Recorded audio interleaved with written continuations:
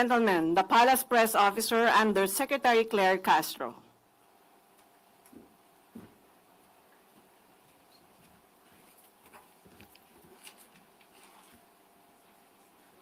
Magandang araw, Malacañang Press Corps. Pangakong walang guro ang magre-retiro bilang Teacher 1, patuloy na pinapatupad ni Pangulong Marcos Jr. Sa kanyang ikatlong State of the Nation Address o SONA noong 2024, binigyan diin ng Pangulo na dapat itaguyod at patatagin ang mga guro upang isulong ang dekalidad na edukasyon sa bansa. Kaninang umaga, personal na natunghayan ni Pangulong Ferdinand R. Marcos Jr. ang mass oath-taking ceremony para sa mga na-promote na guro at school heads sa ilalim ng Expanded Career Progression o ECP para sa Bulacan at Pampanga Cluster. Pinangunahan ni Department of Education Secretary Sally Angara ang oath-taking ceremony sa ginanap sa Bulacan. Nauna nang nagsagawa ng mass oath-taking ang DepEd para sa mga guro sa Ilocos Norte at National Capital Region. Sa kanyang talumpati, binigyang halaga ni Pangulong Marcos Jr. ang walang katumbas na dedikasyon ng mga guro sa paghubog ng mga kabataan at sa pagsilbi sa bayan. Muli ring binigyang diin ng Pangulo ang pangakong mas lalo pang paiigtingin ang kalidad ng edukasyon sa bansa hanggang sa matapos ang kanyang administrasyon.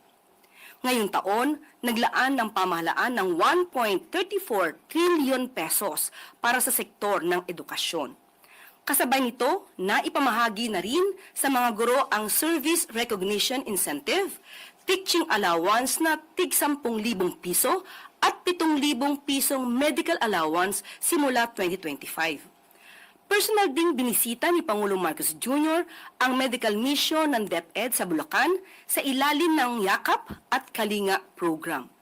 Kabilang sa mga serbisyong naibigay sa mga guro at estudyante ang libreng konsultasyon, gamot at pagsusuri sa vital signs at iba't ibang screening services. Sa ilalim ng bagong Pilipinas at sa administrasyon ni Pangulong Marcos Jr., walang guro ang mapag-iiwanan sa kanilang mga posisyon. Ngayon, we are continuing to recognize the journey of the teachers in Bulacan and Pampanga who have shaped the future of our children and in that way are shaping the future of our nation. So today, as you take your oath, you reaffirm the belief that every Filipino child deserves a fair shot at a brighter tomorrow. Teach not only knowledge, but empathy, not only skills, but character. Because long after the lessons are over, what your students will remember most is how you made them believe in themselves. And that, more than anything else, is how a nation is truly transformed. Oplan kontra baha, pinalawak ng DPWH sa Bicol Region. Alinsunod sa utos ni Pangulong Ferdinand R. Marcos Jr. natutukan ang isyu ng pagbaha sa iba't ibang panig ng bansa. Double time ang trabaho ng mga kawani ng DPWH sa pangunguna ni Secretary Vince Dizon para ibsan ang pagbaha sa mga low-lying areas ng Bicol Region. Nilinis ng mga tauhan ng ahensya ang mga estero, kanal at ilog upang tanggalin ang bara at panatilihing maayos ang daloy ng tubig sa mga ito. Malaking kapanatagan ito, lalo na sa mga komunidad sa lugar na madalas nagtitiis sa masamang epekto ng baha. Isa sa mga tinututukan ng Oplan kontra baha, ang Sagop Creek sa Naga City na siyang itinuturing na isa sa mga critical waterways sa lungsod o mga daluyan ng tubig na maaaring pagmulan ng matinding pagbaha tuwing malakas at walang tigil ang pag-uulan. Maliban sa nasabing creek, umusad rin ang Oplan kontra baha sa ibang lugar gaya ng Greater Metro Manila, Cebu at Bacolod. Inihahanda na rin ng ahensya ang paglilinis ng mga daluyan ng tubig sa Laguna, Iloilo City at Cagayan de Oro bilang bahagi ng malawakang kampanya ng administrasyon laban sa pagbaha.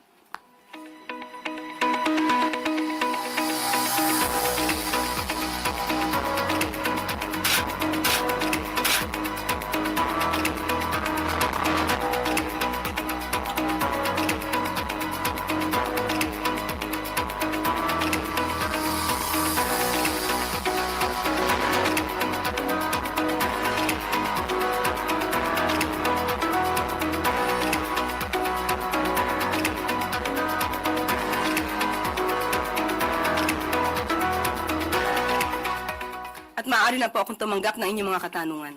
Unang tanong mula kay Mads Moratillo, Net 25. Hi, ma'am. Reaction lang po, ma'am, ng Palace doon sa sinusulong ni Senator Robin Padilla na Sara and Amy tandem for 2028, given na Senator Amy is a sister po ni President. Thank you. Sila din po ang dating tinawag na Team Itim. So ngayon po, wala pong maaaring tugon at hindi pa po tumutugon o nagre-react ang Pangulo patungkol po dyan.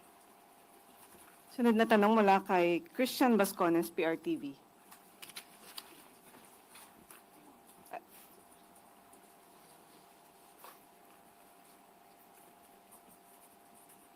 Ma'am, can the Palace clarify why Customs Commissioner Arnel Nepomucenu's appointment document is dated February 2, 2026 when he was officially sworn in June 30 last year po?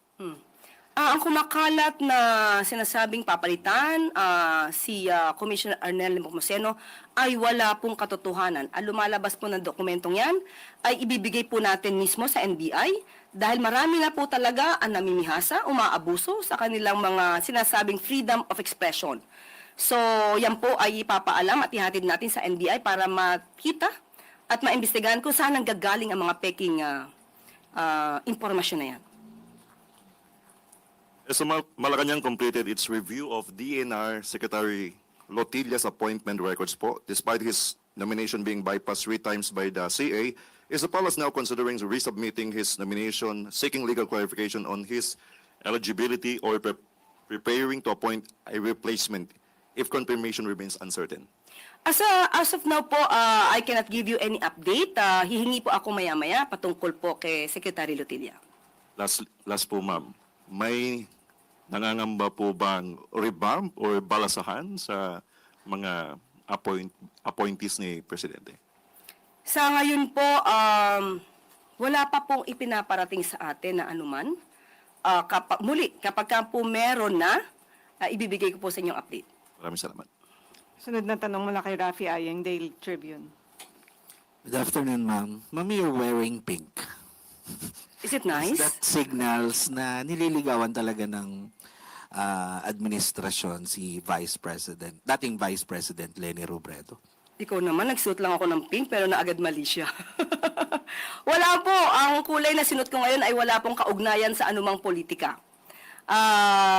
Wala pong anumang update kung nililigawan ng sino man dahil ang sabi nga po natin kahapon pa ay wala pa po sa isipan ng Pangulo at ng administrasyon na ito ang patungkol sa pamumulitika o humanap ng sino mang kandidato para sa 2028. Darating po ang panahon na yan. Sa ngayon po, ang tutok po ng Pangulo ay trabaho.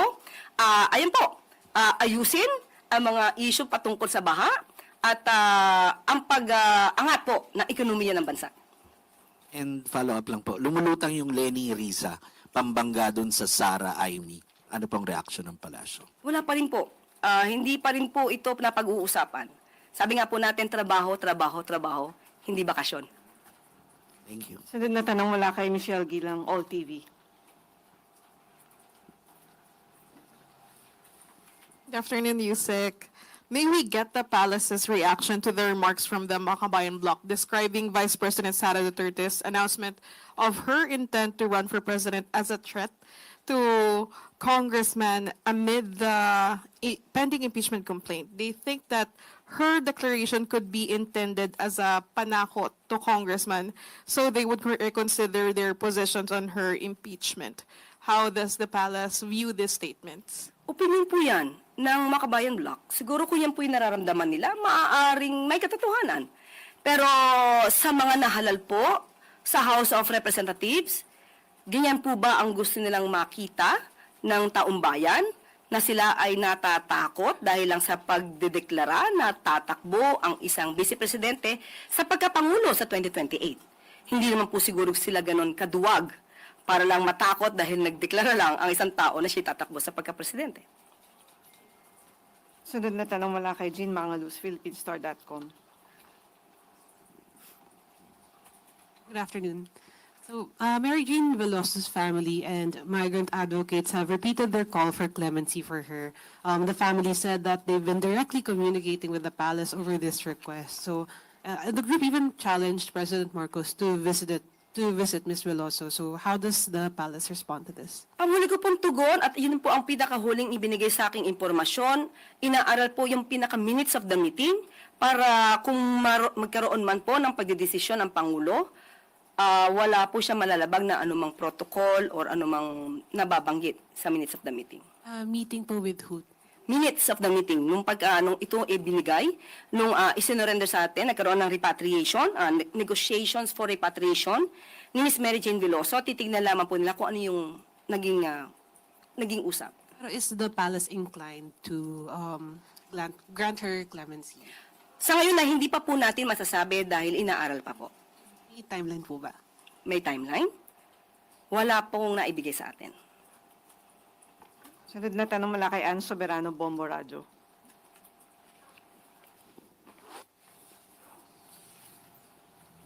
USec, good afternoon po. Isinusulong po ni Majority Leader Sandro Marcos ang panukalang libreng kuryente para sa mga pamilyang mababa ang konsumo. Ano po ang reaksyon ng mga Malacañang dito? Sakaling maipatupad ito, sino po talaga ang sasagot sa gastos? Ang gobyerno ba o may posibilidad na maipasa ito sa ibang consumers?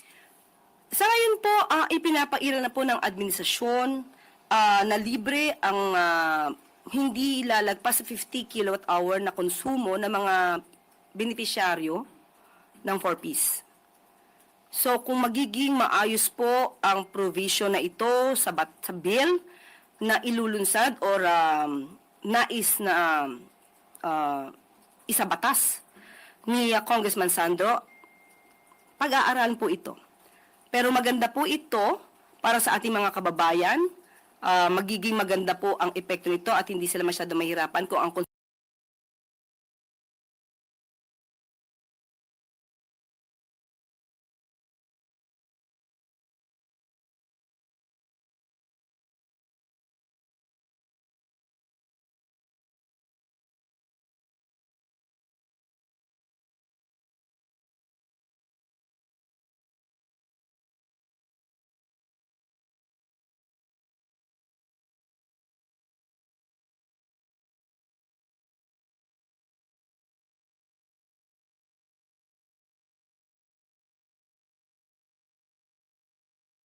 nila ay maliit at That took him to The Hague. He insists na he was kidnapped from get a confirmation or a reaction from the palace with regard to the allegation na ang taxpayers' money daw po ang ginamit para pondohan o rentahan yung eroplanong nagdala sa kanya doon. ang pagpapadala po sa dating Pangulong Duterte sa ICC or sa The Hague ay ayon po sa batas. RA 9851, maliwanag ang sinasabi sa Section 17 na kapag ang isang kaso o isang complaint ay dinidinig na sa isang state o international tribunal or court, maaari pong i-dispense with na ng gobyernong ito ang anumang pag-iimbestiga at hayaang magpatuloy ang pag-iimbestiga sa nasabing state or international tribunal. At yun po ang ginampanan at yun ang naging paraan ng gobyernong ito para po makamtan ang sinasabi nating hustisya ng mga nag-complain o kahit po ang akusado. Kung taxpayer po ang ginamit ito lang po ay naaayon sa batas dahil gumaganap lang po ang gobyernong ito sa kanyang katungkulan, maliban po sa sinabi nating pag-cooperate with the Interpol, pagpapatupad ng batas na RA 9851, meron din pong residual obligation ang administrasyon na ito upang ipatupad ang dating napagkasunduan na nung tayo pa ay miyembro ng ICC o ng Rome Statute. Ma'am, follow-up question. Meron pong ilang previous statements si President Ferdinand Marcos Jr. saying na his administration will not recognize any arrest warrants kasi hindi na daw po tayo miyembro ng ICC. How do you reconcile that statement from the succeeding actions of the administration? And maybe also get a categorical answer if it was the OP who funded the plane to The Hague? Pakibigyan niyo po sa akin yung konteksto na sinabi ng Pangulo na hindi niya i-recognize ang warrant of arrest na i-issue. Yes, ma'am. I will give you the link of the video later. I think he was asked during a media press briefing several years ago, even before this erupted, when the unit team was still together. He made that statement. Sa aking pagkakaalam at aking intindi sa sinabi ng Pangulo sa mga previous statements niya, hindi niya kinikilala ang jurisdiction ng ICC. Maliban lang kung mayroong ibang legal options or rather legal study on this. Yun ang aking huling natandaan. So ngayon, kung mayroon ng batas, sabi natin pinapairal na RA 9851 at yung ating obligasyon sa Interpol, hindi man natin kinikilala na may jurisdiction ay ICC ngayon. Sa ngayon. Pero ang ICC ay nagkaroon ng jurisdiction sa mga aksyon na naganap nung tayo pa ay miyembro. At hindi po natin pwedeng iwasan yon dahil meron pong residual obligation ang administrasyon na ito. Ma'am, last remind, may ballpark figure as to how much we spent for that particular flight? Wala po akong detalye sa ngayon. Thank you po. Sunod na tanong mula kay Ivan Mayrina, GMA 7. USec, sinasabi po ng Pangulo, of course, that he doesn't want to talk about the elections as of yet at gusto niya magtrabaho. Pero gustuhin man po niya at hindi, following Vice President Duterte's announcement yesterday, it's going to be political. It's going to be about the elections moving forward. How does the President see this affecting his plans, his governance? Wala, hindi maapektuhan. Maapektuhan ba ng isang vice presidente na nag-announce lamang siya na siya'y tatakbo ang pagtatrabaho ng Pangulo? Kung ang iisipin lamang ng Pangulo natin ay ang mga sinasabi ng vice presidente, hindi natatakbo ang gobyernong ito. So hindi po maapektuhan ang focus ng Pangulo para maiangat ang ekonomiya ng bansa, maiangat ang buhay ng bawat Pilipino, at masolusyonan ang issue sa baha na hindi na solusyonan noon pa. And given that, makakaasa din po kaya tayo na the President will make statements concerning the Vice President's tirades against him. Dahil, yun nga po, it's election season. Nung pa natin sinasabi, lahat ng sinasabi ng Vice Presidente, halos doon. Fake news. Ano pa ba ang dapat sagutin pa ng Pangulo kung kayo mismo taga-media alam nyo na ang lahat halos ng sinasabi ng Vice Presidente ay fake news? Sunod na tanong mula kay Sammy Dinilla, Business Mirror. Good afternoon, ma'am. Mag-follow up lang po kami regarding po dun sa naging commitment ng DPWH kay President regarding sa flood control. May na-mention po ba kung may ilang target flood control projects yung target ma-complete ng DPWH before mag-start po yung rain season this year? Kahapon ay nag-usap po sila ng Pangulo. Ang detalye po ay na kay Sec Dave, pero po ang natatandaan ko na banggit sa atin, meron pong inaasahan tayo na pagpapagawa ng classrooms ng 13,000. Yun po ang isa nabanggit. At of course, patuloy pa rin po ang ayusin ang mga hindi natapos na mga proyekto, lalong-lalo na siyang nagiging sanhi ng pagbaha. Ibibigay ko yung detalye, pagkakuha ko lamang po ng mga papel. Apo. Thank you po. Sunod na tanong mula kay Christian Bascones, PRTV.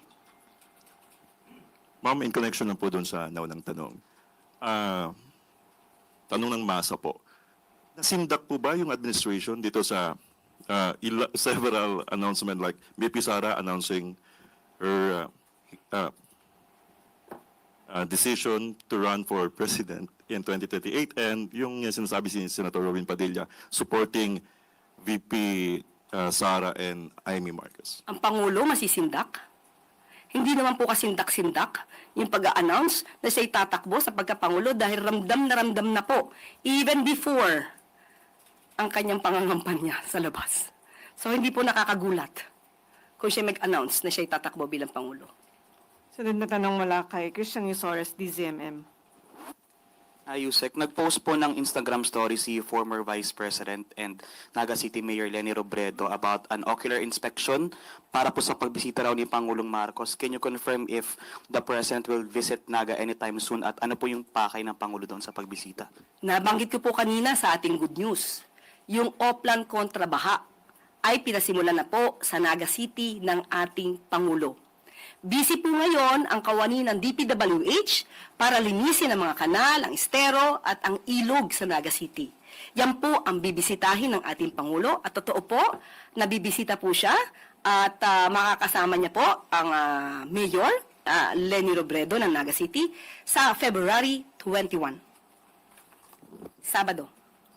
And bukod po doon sa activity po ni President doon sa Naga, are we expecting na magkakaroon din sila ng iba pang conversation outside doon po sa project?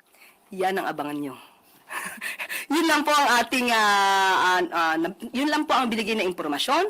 Dahil nga po ang pinasisimulan nga po ng Pangulo itong Oplan kontra Baha at isa sa mga lugar na kanyang pinatutukan ay ang Naga City. So, yun naman po. Kung ano pang pag-uusapan nila, abangan na lang po natin.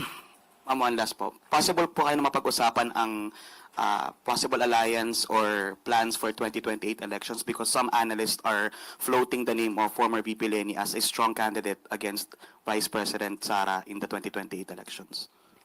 Wala po kasi talaga na pag-uusapan tungkol sa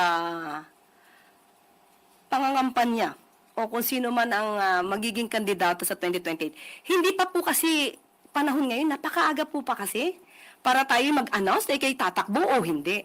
Napakaaga para mamulitika. Ang dami pong dapat na ayusin sa bansa natin. Maraming dapat na ayusin na interes ng ating mga kababayan. So, masyadong maaga ang pag-usapan kung sinong tatakbo sa 2028. Follow-up question mula kay Ivan Mayrina, GMA7. So, sorry, follow-up lang po dun sa nabanggit ninyo. So ano po kaya ang motibo ni VP Sara sa kanyang maagang pag-anunsyo? Siya po tanungin nyo. Hindi ko po alam ang kanyang utak. Would you have a theory? Theory. Hypothetical. Sa kanya na lang po nyo. Kung ano man ang kanyang masamang motibo, ang kanyang magandang motibo dito, hindi ko po masasabi. Okay. On to my question, ma'am. Magkakaroon po ba ng pagbabago sa liderato ng NBI? Yes. Sino po ang itatalaga? Attorney Melvin Matibag. May we know why? Ang rason ay hindi po na ipukol sa atin.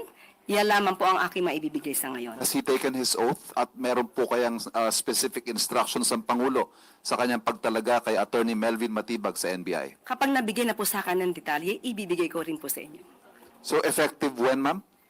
Yan pa lang po ang ibinigay sa atin. Magkakaroon po ng bagong NBI Director sa katuohan po ni Attorney Melvin Matibag. Tanong mula kay Ace Romero, Salamat po. Philippine Star. Confirm lang po namin, ito po yung kaalyado ni dating Pangulong Rodrigo Duterte sa PDP laban.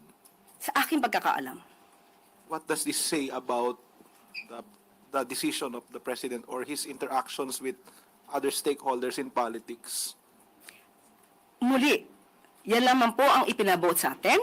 Kung ano ang dahilan, ibibigay ko po sa inyo kapag ka naibigay niya po sa akin. Follow-up question mula kay Maricel Halili, TV5. Mikey. USec, but at least can you give us the reason why the President chose to appoint Attorney Melvin Matibag, who used to be part of the Duterte administration? Yan lamang po ang ibinigay sa akin impormasyon. Hindi po pa naibigay sa akin ang rason.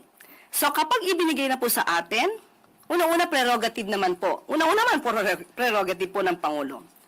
Una-una, masasabi natin bakit niya in-appoint or i-appoint. Nandun po yung tiwala. Nakitaan po niya ang si Atty. Melvin Matibag ng maaaring pagtiwalaan. Maaaring magtrabaho para sa gobyerno. Pero kung anong pinaka-reason, hindi pa po nasasabi sa akin in details. Kapag ka po naibigay na sa akin, ipapasa ko po agad sa inyo. Wala nang tanong mula sa MPC. Balik sa iyo, USec Claire. PNP SAF nagkamit ng 14th place sa ginanap na UAE SWAT Challenge 2026. Malaking karangalan ang inuwi ng mga mahuhusay na miyembro ng PNP Special Action Force sa katatapos lamang na SWAT Challenge na idinaos sa United Arab Emirates nito lamang Pebrero. Nasungkit ng ating mga tropa sa pamumuno ni Police Major General Mark Pespes, ang ika-14 na pwesto matapos ng ang umaatikabong paligsahan sa pagitan ng 109 na bansang kalahok. Kabilang sa kupunan ng Pilipinas, sina Police Master Sergeant Rickson Sanggut, Police Corporal Bruce Lee Balauas, Police Corporal Silvestre Bangigi, Police Corporal Alexis Bismonte, Police Corporal Jerome Gakayen, Patrolman Randall Tupac, Patrolman Kevin Quezon, at ang kanilang team leader na si Police Captain Allen Daw Ines. Naging instrumental naman sa tagumpay ng ating kupunan sina Police Senior Master Sergeant Jonathan Rex Acad bilang team coach at si Police Lieutenant Colonel Ray Balcueva bilang head delegate NOIC. Nalagpasan ng PNP SAF ang 5 events na may overall time na 14 minutes and 14 seconds at siyang naglagay sa kanila sa 14th place sa paligsahan. Maraming salamat po sa inyong inuwing karangalan sa bansa. Saludo po kami sa inyong dedikasyon, husay, at galing sa trabaho. Mabuhay po kayo.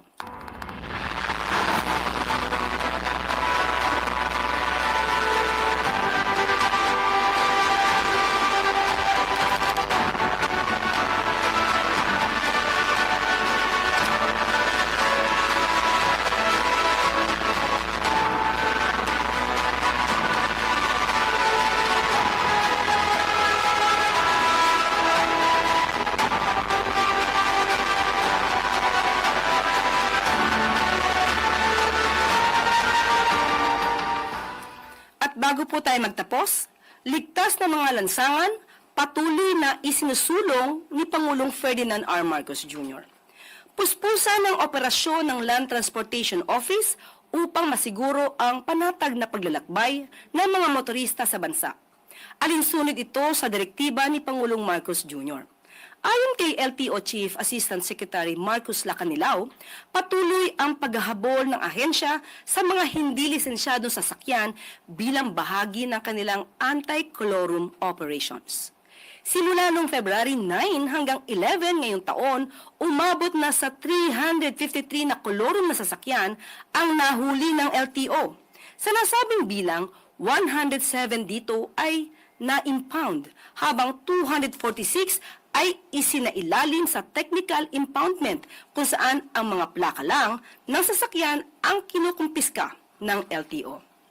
Maliban dito, formal ding inilunsad ng LTO ang K9 unit bilang bahagi ng kanilang mas pinatibay na pagpapatupad ng batas trapiko, inspeksyon sa mga terminal, checkpoint at iba pang operasyon ng ahensya. Nauna na rin naglunsad ang LTO ng Mobile Command Center o MCC bilang tugon sa kanilang pangangasiwa sa mga operasyon at upang masiguro ang tuloy-tuloy na pagbabantay sa mga lansangan. Ang mga programang ito ng LTO ay ilan lamang sa mga hakbang ng pamahalaan sa ilalim ng liderato ni Pangulong Marcos Jr. na naglalayong unahin ang seguridad ng mga motorista sa bansa. Naniniwala si Pangulong Marcos Jr. na ang kaligtasan ng mga lansangan ay bahagi ng pag-unlad ng bayan na patuloy namang isinusulong sa ilalim ng bagong Pilipinas.